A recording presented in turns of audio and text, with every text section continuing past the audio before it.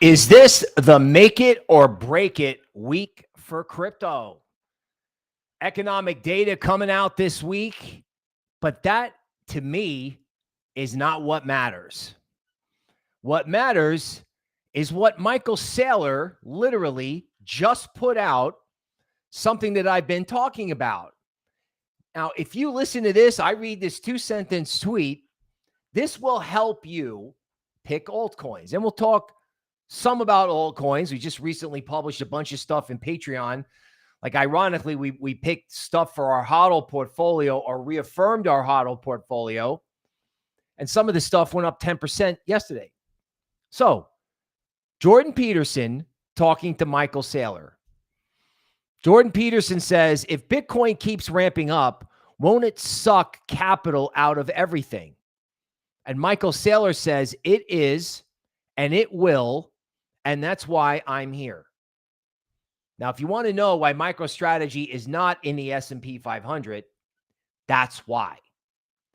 If you want to know why crypto treasury companies, even though the speculation is probably excessive, are ramping the way they are, it's because the stock market is well aware that anybody who gets away from fiat probably has a higher valuation than somebody who is stuck in fiat. The equity market has been making a statement for quite some time. And then this Michael Saylor quote, which I've been talking about as the reason why he got basically blackballed in favor of other companies like Robinhood, that's why. They are afraid of Bitcoin. They are afraid, or actually, let's do it this way. They will get disrupted by fill in the blank. Yesterday, we talked about Chainlink. I don't mind talking about Chainlink again. Okay. Overnight, all the real world asset plays were higher. Goldfinch up 10%. Clearpool moving.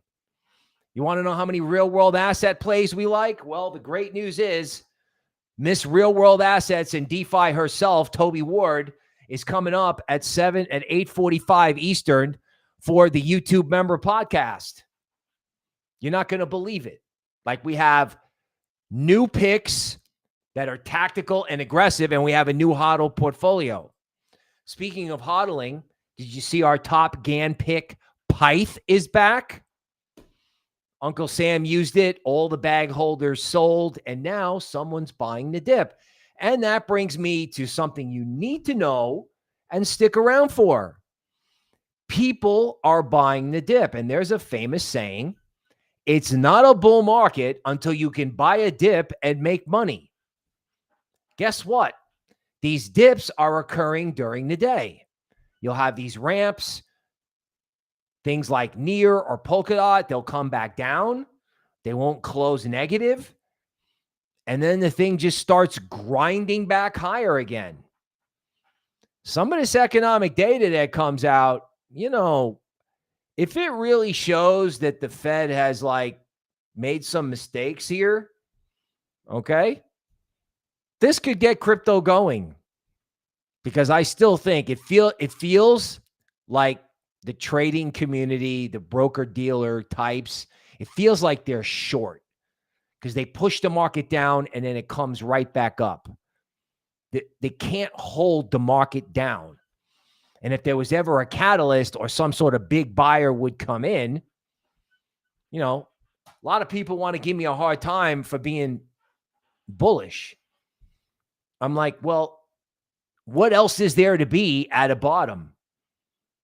In other words, Bitcoin hasn't gone anywhere in 10 months. You know, Solana's modestly higher. ETH is modestly higher. You know, XRP flirts around with $3. You know, first it's there and then it's not there. And nobody really talks about what a big inflection point $3 actually is in XRP. I know we talked about it yesterday, but, you know, if you ever got anything definitive, it could be powerful. Just like, I mean, you had to wait, I don't know, you had to wait over 12 months for Solana to get a monthly close above 180. Why is this different? It's not. It's actually not different. The fuzz crypto is getting chopped up. Everyone's getting chopped up, right? And this is what happens. First, you get bored, then you get chopped out, or they flush it, you get stopped out. This is what happens before a trend. And usually at the point where people explode, or they become just so used to the fact that they assume it will not move. Even though I know YouTube is probably pouring tons of hopium out there, like we discussed yesterday, there actually is a lot of hopium on the tape, like I'm just noticing now, Avalanche. So first it was Solana, then it was Polkadot, then it was an ear that had like a 5, 6, 7% up day. And now Avalanche is at it, breaking out of a possible accumulation cone. Avalanche has been between 28 and 16 since February. Nothing has happened this year in Avalanche. Nothing. Now, let's just have a brief word about the cycle. I think the next YouTube thing that you're going to start hearing about is, November of this year will be, they'll consider it maybe 1,000 days into the cycle. At least I heard that. And there's already talk about when the cycle is over, or if the cycle is going to be a longer cycle. I think we should stop talking about the cycle, period. The cycle that's over isn't the fiat cycle. That's the cycle that's over, right? Altcoins in the tech part of crypto have not gone up. Memes never had another day. There is nothing excessive, nothing speculative, nothing even close to a top that we've seen at prior highs like 2017, 2020, 2021. Not even close. Not even close. And again, you're looking for coins, figure out what is up or what goes down, and then come straight back. Like, for example, Goldfinch, right? You got a lot of bag holders in just about everything, right? So bag holders always sell the first rally. Always, right? They're always like, oh God, thank goodness I can get out. We have AI plays. We're not ashamed of these picks, right? Like Powell. Powell has done nothing. It's sitting on its Lux Algo discount zone, right? That like the new hotter picks and stuff, along with the portfolios, that's coming up next. But how can we not look at things like Powell? How can we not look at synthetics or ZCX up this morning? These altcoins are moving kind of while everyone is sleeping. It's called the bottom-up rally. Now, that's the opposite of a bottom-up rally is a top-down rally. Top-down rally is where the whole thing is led by Bitcoin and Ethereum. I don't know that there ever was a top-down rally where Bitcoin and Ethereum really absolutely led everything. I mean, I guess you had it before the election, but you never had an actual crypto uptrade. Meanwhile, back in equities, Oracle is up 30%. Larry Ellison from Oracle, the CEO of the data cloud services company, is now almost as wealthy as Elon Musk. And you have to ask yourself, even though it probably is early days of the overall robotics and AI transformation, it is absurd to think that there aren't a lot of altcoins out there that could benefit from this. It's absurd to think that crypto will disrupt the way AI will. I also saw something that they're going to have a big UFC fight in Washington next year. I didn't put it together that the 250th anniversary for America in 2026 could be extremely bullish for Made in America cryptos. In other words, what happens if Algorand, Hedera, XRP, Stellar all have monster fourth quarter, looking for the God bless America year of 2026. Has anyone thought about this? I don't think so, because they're also talking about this like crypto market structure bill now has momentum because somebody is trying to do something constructive. It's incredible, right? They were trying to run us out of town for years, and now they're trying to get a bill passed. Doesn't favorable tax treatment for the made in America cryptos follow along in this progression? And nobody will touch these things. Made in America was so hot in January and February and December that it became a sector. No, you go to Banter Bubbles, you go to CoinGecko, like Made in America is a sector. And you got a lot of coins in there that you would not think, right? Avalanche is based in Brooklyn. Filecoin is in there. Render. Solana is considered made in America. What about the made in America cryptos? What about Algorand and Hedera, right? In other words, all these other layer ones have kind of popped off, and we actually got, Algorand and Hedera are great, like free YouTube conversations, but we actually have additional layer ones. And again, this is all published in Patreon, right? If you like reports, this is all published in Patreon. And if you like discussion, we're actually going to be going over it in depth in about 30 minutes, less than that, actually. Right? Real world assets moving. Okay. The crypto equities yesterday up 15%. If that's not sending a very powerful message. Ondo was up 10% overnight. Bag holders sold it. Right now it's at $1.01, and it's got room to $1.20. And guess what? Here's the thing about, I'm making this fuss about all these coins that are kind of popping off. I don't think anybody wants to buy anything up 1% or 5%. Well, of course, the person who does love to buy Momo things is that Cathie Wood, right, is buying 100,000 shares of an ETH Treasury company, Tom Lee's company. Amazing, right? In other words, the technology Momo investors are doing the Momo trade in Ethereum, and we're all acting like it's not going to happen. Literally. We're sitting here and we're like, we're bored. It's not going to happen. No, dude, it's going to happen. It's happening right now. I just don't think people are seeing it.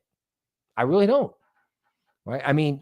New White House crypto advisor calls for swift stablecoin law rollout, market structure bill, and a U.S. crypto reserve.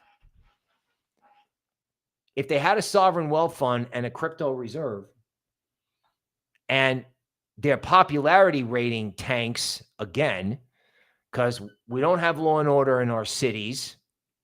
We don't have law and order on public transportation. And, our foreign affairs are not as advertised. And this is going to result in popularity fluctuations. I think it's very telling on the geopolitical situation that Barron Trump, okay, is moving.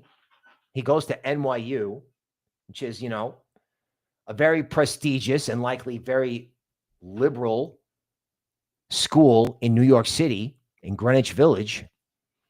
He will now be moving to NYU's Washington, D.C. campus to be closer to mom and dad. Now, you're like, why would that happen? Well, could it be that you could have an extremely left-wing election result in November in New York City, combined with a geopolitical event overseas that individual would disagree with? In other words, somebody could, give Barron Trump a hard time. Let's put it that way. And he might be extremely uncomfortable in New York City. Why would he be extremely uncomfortable in New York City? Oh, because sovereigns are going to behave badly. And what do we do when sovereigns behave badly? We buy crypto. We get in fiat. I got to lean into the microphone when I say that. Like, what do we do? What do we do when Sovereigns behave badly. We buy crypto. Okay. You know, Goldman is out this morning. I do like this. You know, a lot of people think equities are fragile. I might have said the same thing. But then Goldman is saying, why would the party end now? Like everyone expected a huge top in S&P. They haven't gotten it. So if S&P isn't going down, if the Fed is behind the curve on rate cuts, if we've actually been in a recession for over a year, doesn't this have to fly into crypto at some point? Like part of me was actually wondering if it was going to go. Like let's all pretend for a moment. Let's indulge ourselves. Let's just indulge ourselves and say this thing's going to go up a lot. It could go up a lot suddenly. Part of me is feeling like that could happen actually before the Fed meeting, if it's going to happen. And then you come out of this thing after the eclipse and the fall equinox at the end of the month. That's like 12 days away. Right? If I told you that this market was 12 days away from starting a major up move, like, you know, maybe it goes up for a week, maybe it's like an up week, a down week, and then goes.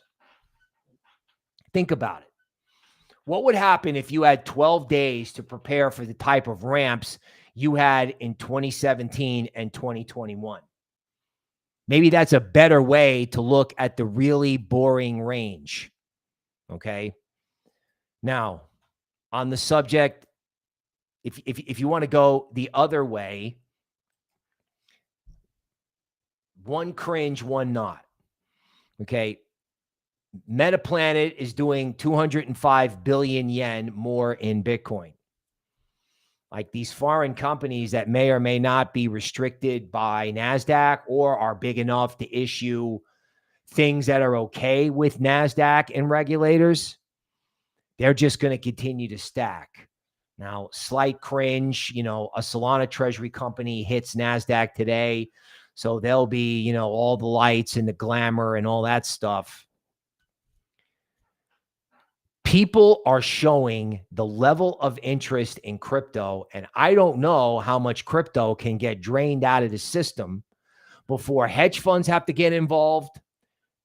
Cathie Wood style mutual funds have to get involved. The stock people are underinvested in crypto. Like, you know, we were talking to somebody is putting together a local thing called Woo Wallstreet. So it's kind of like what we do with GANN, and a combination of my experience and Toby's genius. It's coming up in about 15 minutes. So somebody else advertised something like that, and we looked at that and we were like, you know, it's a boring, it's a person doing something that's kind of unique, but not what we do. Not what we do. Because, you know, she's seeing something really special. And that keeps me believing, right? That some sort of positive event comes out of Michael Saylor, Metaplanet, right? It's the positive trade. It's the Chainlinks. It's the message of gold. And believe it or not, if Bitcoin, as Toby would say, stays dull, what sector moves higher when Bitcoin is dull? All the YouTube members out there, you can comment in the chat. You know, it's probably one of your favorites. You know, Bonk trades okay. They sold it yesterday. They sold everything yesterday, right? All the bag holders are going to get out. I mean, I remember at Morgan Stanley, this older guy, you know, who I worked with, and, you know, the market was turning in 2002, and the guy just looked at me and goes, retail always sells the first uptick, right? The first bounce, retail gets out. And then when the institutions are there to hoover up, you know, kind of the, oh my God, I give up, thank God it's gone up, then it's just off to the races when people realize that they sold. and it didn't go down. Like, that's the key. I mean, when people have been selling, the bonks and all these other coins, they've just gotten completely hammered. Now people are selling them and it's holding for the moment. And that feels meaningful to me.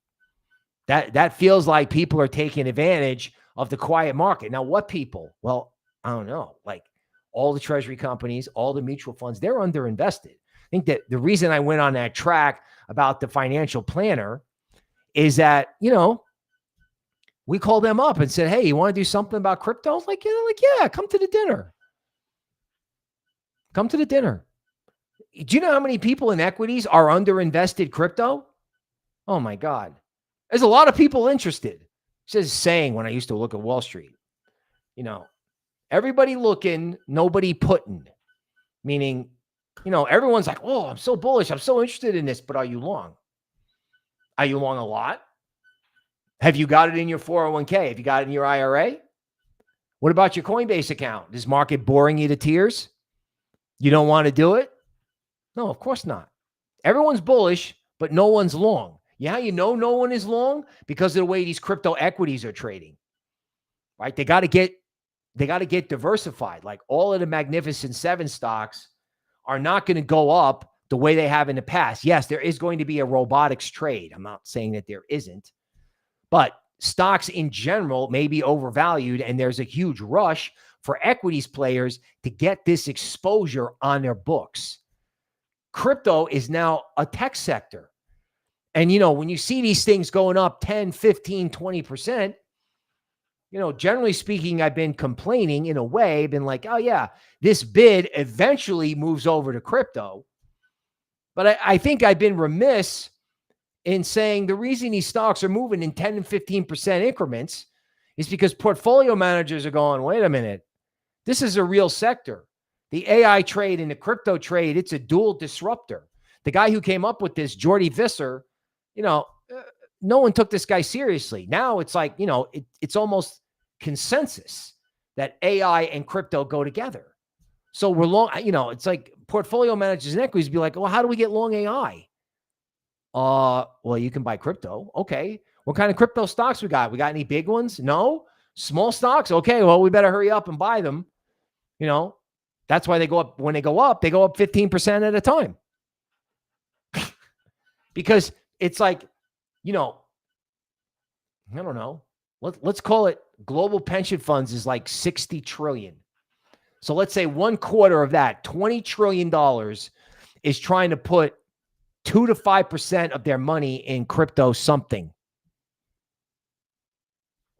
How does that happen? There's a saying in Wall Street, what happens when all the elephants go to get through the door at the same time? And breaking news, that's why we started a little late, US PPI lower than expected. Huh. Wow. Mr. Powell's now got himself a real pickle now. Right? Now it's like that march up to the podium, that's like the walk of shame.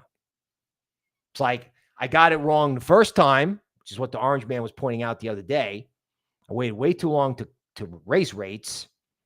And now we lost 1 million jobs from fake numbers, and inflation, at least numerically, is not as bad as you would think. And, if there is a reason for inflation to be down, it's because of the labor market, right? If you have a labor market, like a tariff shock on hiring, okay, you're not getting the wealth effect that you were getting from stonks previously. I mean, stonks are up, but you're not getting like massive new upside that pumps money into the economy.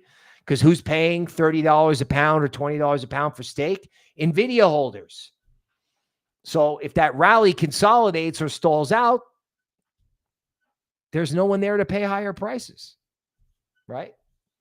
So someone is asking, what are my thoughts on LOL coin? I have not looked at it, but I will make sure to take a look at it for another stream. Okay. Cassius Clay is noting that the market is having a little bit of a growth spurt. Don't forget about big boy Bitcoin.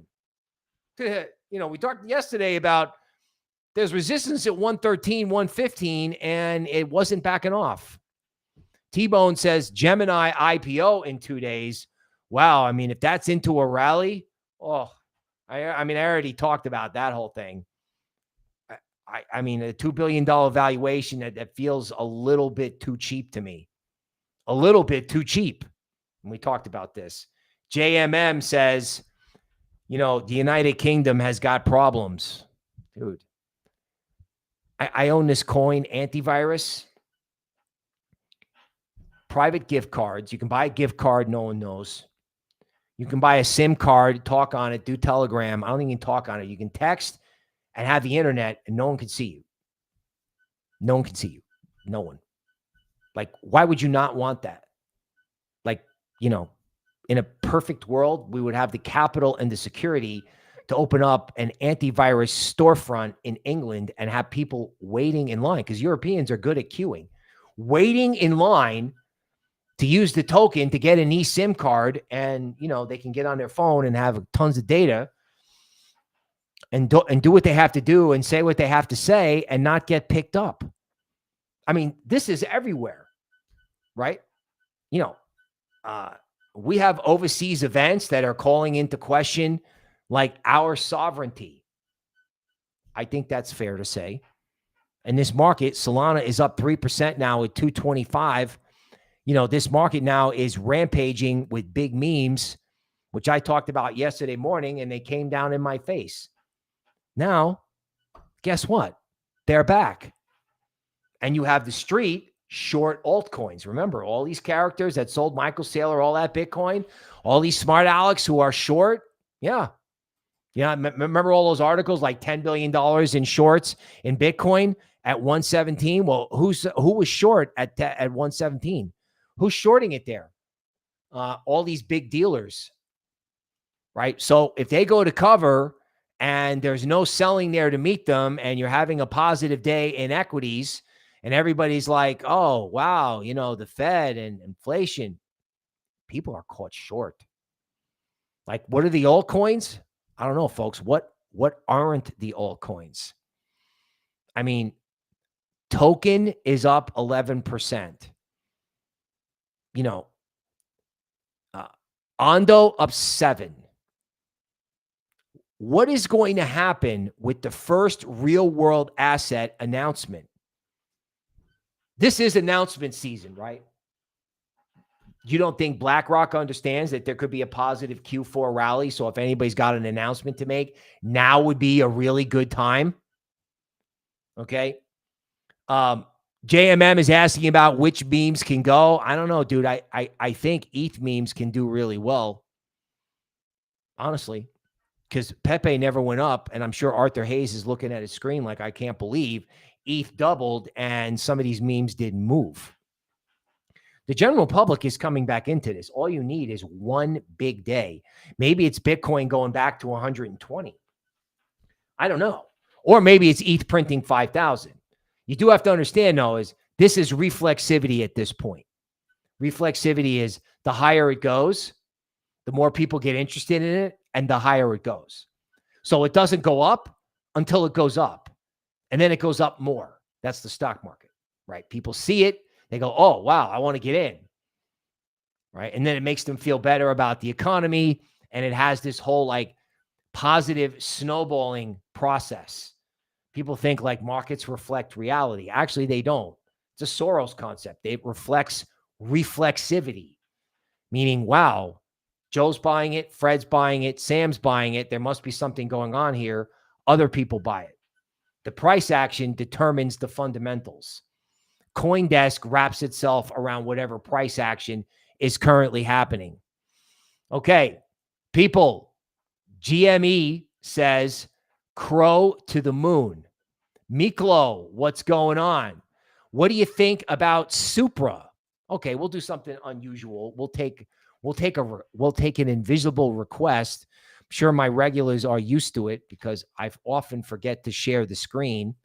Okay, Supra is down, obviously, a lot. It's not rallying today, but there is some perky money flow coming in. And I've got world's first meme coin. Okay. LOL coin. Normally what these meme coins will do is they'll go up, they'll retrace like either 38 or 62%, and then they'll go. If you get a 38% retracement like you have in LOL coin, then sometimes it can go up. A lot of times it pays to let it go through the 62% retracement, stop everyone out, and then if you want to get involved, not investment advice, you do it when it resurfaces through the 62% retracement, which is 0.003178. You know, an interesting idea for sure. And if it's your idea, it's even more interesting. Really. In other words, what's a good idea? You know what's a good idea? Your idea. Okay, not sure why you don't talk about Frax and KTA. You know, sir, we don't talk about everything on the free show. We might be talking about Frax. Maybe. You might have to come check it out. We're actually talking about a bunch of new coins, and we would love to see you in the YouTube member podcast, which I have to scramble to get to in 5 minutes. That is the market update. We'll see you at the podcast.